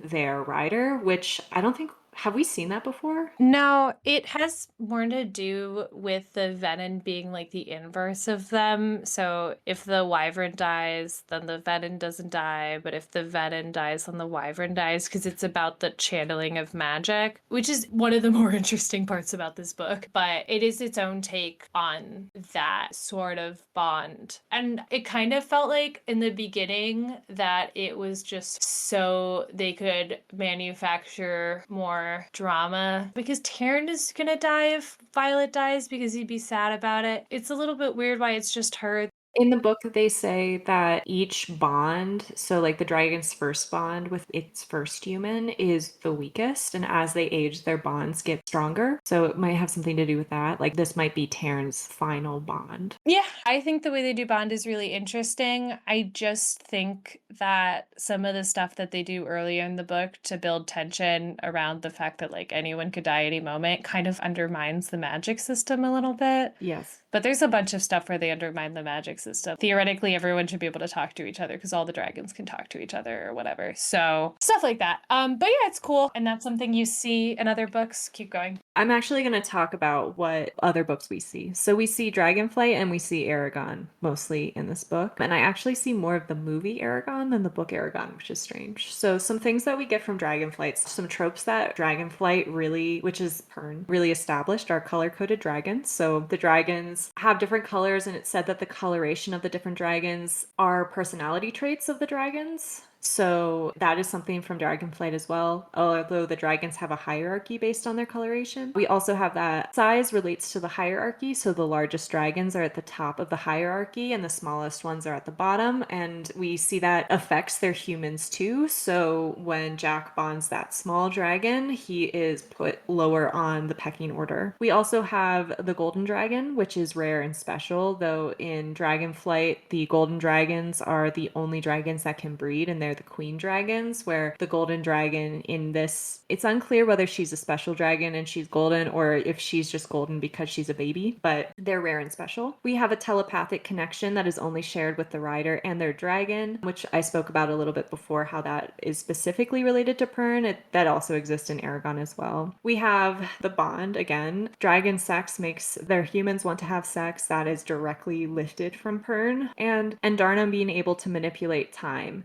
and that this is an unknown or secret part of her powers until Violet unlocks it, is very similar to in Dragonflight when Lessa is able to figure out that the dragons can also travel in time and not just in space. It feels very similar. Or maybe just an homage to Dragonflight. I'm saying all of these comparisons. I'm not trying to make an argument that Yarros is plagiarizing. I think that she was, because Anne McCaffrey did so much to set a canon in place, that she's picking some things that she liked from this and playing with them in her own space. And I think that some of the stuff is really fun, and I really enjoyed that she took it and made it her own thing. Yeah, I mean, this whole podcast is about looking at the canon as a whole, or looking at the canon and trying to think about it. So we don't care that it's in conversation with it. No. You know, I think that's fine. I actually think it's interesting the books that it is in conversation with and the ones that it's not. There's so many books that we've read that it seems like it's very clear that she probably doesn't know exists. So it's interesting the ones that she is referencing. Yeah. So another book that she's referencing, and again, the movie as well, it seems to be, is Aragon, again with that telepathic connection. She also has the magic use through the bond, the rider mark, which in Aragon is just like a patch of pale skin, but in this is like a cool dragon tattoo. And then the rider and dragon linked fate. And in the movie Aragon specifically, Saphira and Aragon's relationship is a little snarkier in the movie, which matches this book a little bit more. The first flight scene where he keeps falling off and she keeps catching him but also sniping at him feels more like what's happening in this book than in the book Aragon. And then the thing that really made me think that was similar to the movie Aragon is that the shades in the movie are very different from the shades in the book of Aragon. The Venin in this book are described very similarly to the shades in the movie Aragon. One of the shades in the climax of the Aragon movie summons a wyvern, like it's this magical shadowy wyvern creature that has a dogfight with Saphira in the air, which does not happen in the book. And it just felt very similar to the climax of Fourth Wing, and I kind of wondered if she took inspiration from that. And then we also have a little bit from the TV show Game of Thrones. I'm not sure if this happens in the book because I only read the first book. When they kill one of the dragons with an ice spear, and they kill one of the wyvern with an ice spear in the end of this book as well. So we have all of that. Yeah, like I said, I'm so curious what of the canon this book decide to pull forward, because this book paid $1 bajillion and we're going to see a lot of knockoffs, and almost every dragon book that's going to come out in the next 5 to 10 years are going to be in conversation with this book. So it's interesting to see what they're pulling forward and what they're not, because it's going to really affect any of the books we read in the next couple of years. I mean, we'll probably already see it with more modern books. Yeah, I just want to mention some other books that appear in this book, and other people have talked about this. So A Court of Mist and Fury, which is a Sarah J. Maas book, is very obviously a part of this book. Xaden is a rice sand knockoff. From his height to his special eyes to his tan skin and dark hair to his shadow wielding to his multiple tattoos. Xaden is also a little bit described like Falar from Dragonflight, where he has dark hair, golden eyes, and tan skin. But Falar, I think, is described as being short, like only a few inches taller than Lessa. But maybe that's just that we like tall, dark, and handsome men. So all the men in these books have dark hair, tan skin, and special eyes. Shadow wielding is a trope in a lot of romantasy books, and it basically is just telekinesis at this point. I wish it was more cool and had some parameters that it had to follow, but it doesn't. I never read a Divergent book, but I've been told that the quadrants are similar, and the dragon quadrant is very similar to the quadrant that the main character enters in Divergent. I mean, this book screams young adult, Hunger Games, Divergent, all of that stuff. That whole canon is obviously being brought to bear within this book as an inspiration. Yeah. A few other things that I want to talk about is that the fostering of conquered children is a historical thing. It was something that was done in the medieval and the ancient eras. It was done in the idea of like a hostage situation where it was used for diplomatic reasons as well as financial reasons, where sometimes you would pawn your children for a loan of money. They were held hostage by a different ruler until the debt was paid. But it was also done for diplomatic reasons because one nation was able to conquer another, or was colonizing another. And this was a way of assimilating the children into this different culture. So the children would be raised alongside of the other noble children of that family. They would be taught the language, they would be taught the social customs, and they would be taught the values of that nation they were living in at that time, which made it very easy. So if they were to return home and become the ruler of their nation, they would already have these values instilled in them from a young age and a soft spot for the nation that they were held held hostage in. So it was kind of a win-win for that nation. And it would have been interesting if it was explored a little bit more deeply, where maybe Xaden was watching the younger kids fall victim to this form of assimilation than they were, and him watching his culture die would have been really interesting and heart-wrenching. But the book doesn't do this, at least in the first book. Maybe it explores it more in a future book. Yeah, I doubt it. There's so many things that I think would have been really interesting. What the fuck the army is actually doing, if they're lying to all of their people, would have been interesting. There's a chance we might do an episode where we rewrite Fourth Wing to be good. Yeah. We rewrite Fourth Wing in a way that we think it would work better because there's a lot of meat on this bone.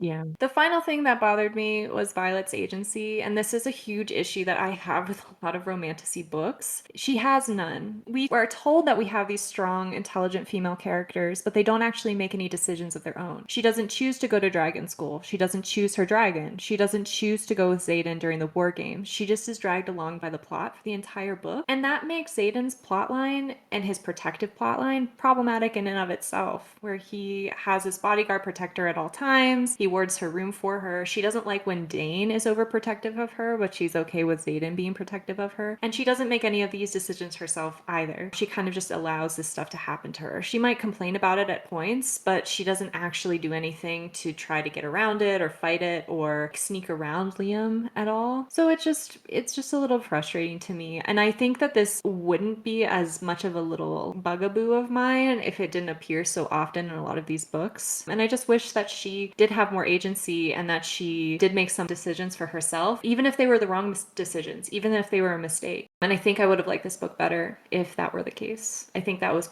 probably a really large part of why I struggled with this book.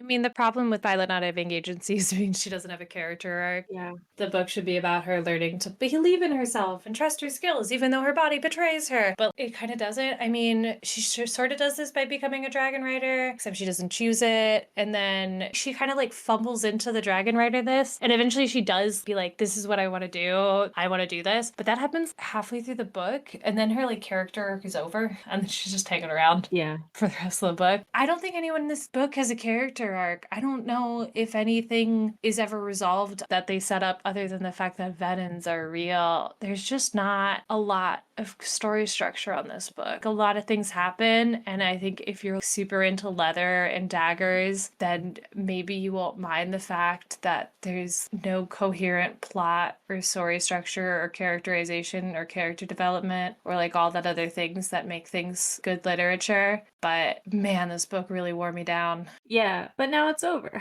So again, if you like this book, this is not a judgment against you, and we are really glad that you liked it. This has been the second half of Fourth Wing by Rebecca Yarros. We forgot to say whether or not we would recommend it. I think it's obvious. Because the answer is, yeah, clearly not. It's a book review. We gotta say whether or not we would recommend it. The answer is no. No. I think there's so many better books. If you liked it, I'm so happy for you. If you read it because somebody else in your life read it and you got some joy out of that, I think that's beautiful.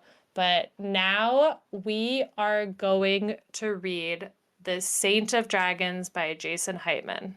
And we picked this book because it was actually suggested to us by one of our listeners. So thank you so much for suggesting it. I am Grimalkin. I hope I said that right. And thank you so much for all of your comments on our videos. So we're excited to read this. And if you have a suggested book that you would like us to read, we'll give you a shout out too once we get to it. Yeah, we love all of our listeners. We know that you don't agree with all of our opinions. We don't even agree with all of our opinions. Yeah. Thank you so much for all of the time that you put into this. We put a lot of time into this. And reading should be about community. You know, we should all come together to talk about things we like, a thing that this book doesn't do.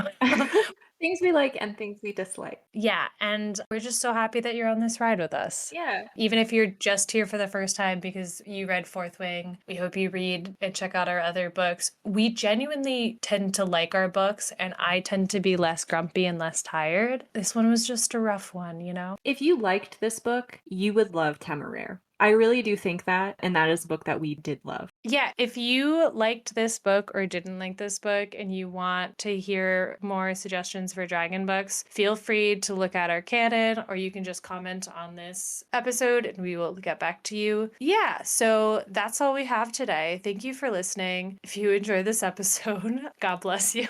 I love you. Please leave a like and hit the subscribe or the follow button. And let us know what your thoughts are on Fourth Wing, and if you would recommend this book to others, or if you already have, and what you enjoyed about it or what you disliked about it. Please let us know, and let us know what other dragon books you'd like us to read. Bye, everybody. Bye.